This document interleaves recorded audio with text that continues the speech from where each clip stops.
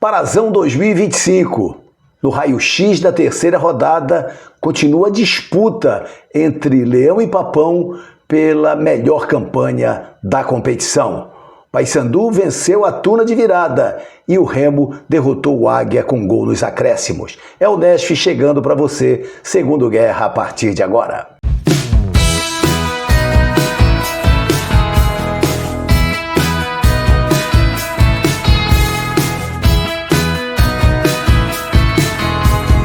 Campeonato Paraense da temporada 2025, o Paysandu venceu a Tuna, o Remo venceu o Águia.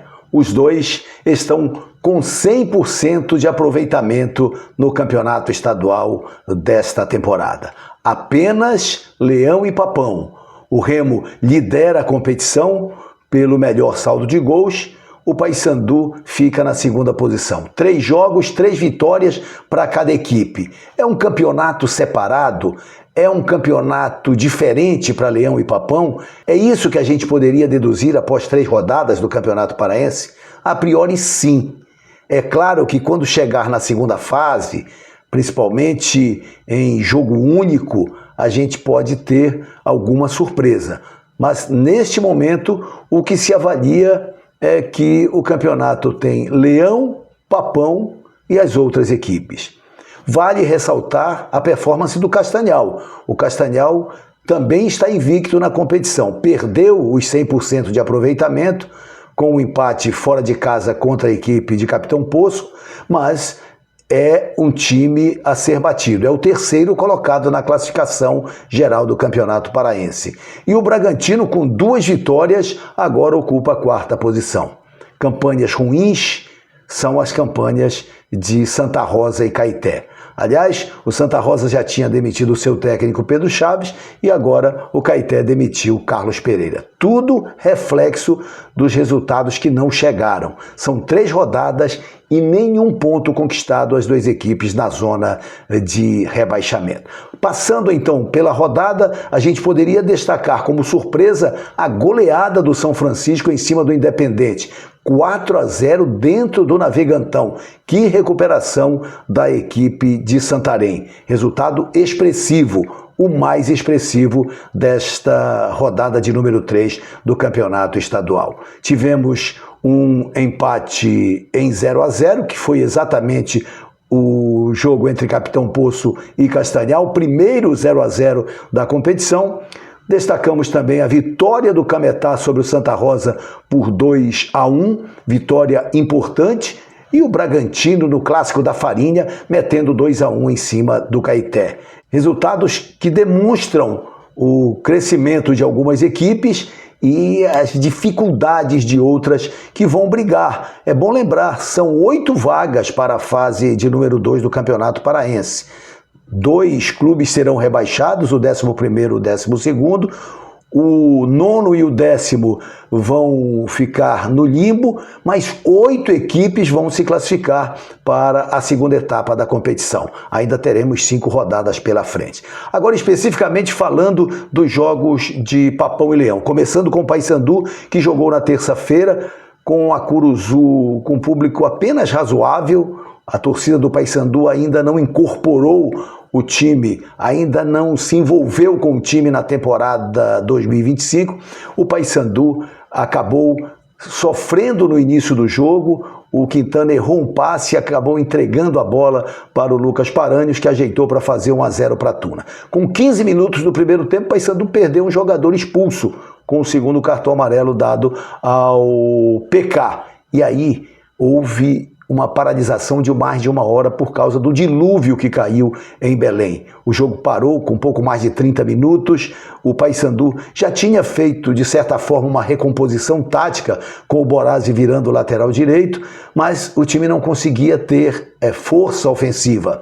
O primeiro tempo acabou com a vantagem da Tuna. Na segunda etapa, com Edilson em campo, com Del Valle em campo e depois com as outras modificações, o Paysandu passou a ter o controle da partida. Passou a ser um time mais forte, com mais profundidade, tentando, buscando a superação e conseguindo. Aos 16 minutos do segundo tempo, na jogada pela direita do Rossi, o cruzamento, e o Bruno, zagueiro da Tuna, acabou fazendo a alavanca com o braço para evitar que a bola chegasse para o Del Valle, que estava se aproximando na entrada da grande área. Pênalti marcado, conferido no VAR, e a cobrança perfeita do Brian Borges igualando tudo. Não demorou muito e num contra-ataque puxado pelo Del Valle, ele saiu da marcação, quando se aproximou do Lucão, chutou, o goleiro Cruz Maltino rebateu e na disputa final de bola o Rossi acabou colocando para o fundo do barbante com o peito. Houve contestação da Tuna, mas a imagem mostrou que realmente a bola explodiu no peito do Rossi. O Paysandu virou o jogo para 2-1, buscou administrar a partida, mas já no último minuto de jogo, um ataque da Tuna, a bola sobrou para o Alex Silva e ele mandou para o fundo do barbante. Acontece que o Dedé, em posição de impedimento, fez a parede impedindo pelo menos a tentativa do zagueiro do Paysandu de chegar na bola. Ele então participou da jogada e por isso o impedimento foi marcado. Foi uma vitória dura, difícil para o Paysandu, mas também foi uma vitória da superação por esta disposição do Paysandu, por esta atitude do Paysandu no segundo tempo. 3 jogos, 3 vitórias, 9 pontos para o Papão. E o Remo fez a sua parte também, jogando em Marabá, com outra tarde e noite de muita chuva. O campo do Estádiozinho Oliveira ficou muito encharcado, a chuva diminuiu de intensidade, depois parou, drenagem boa, o jogo aconteceu, obviamente com o campo pesado, e a partida foi muito equilibrada. O Águia começou mais forte, depois o jogo ficou mais parelho, o Remo não mostrou uma ofensividade que chamasse a atenção. Foi, sem dúvida, dos 3 jogos da temporada, o de pior performance do clube do Remo, mas na segunda etapa, com as alterações feitas já na reta final, mesmo pressionado pelo Águia, o Remo achou um contra-ataque. E numa belíssima jogada do Felipe Viseu,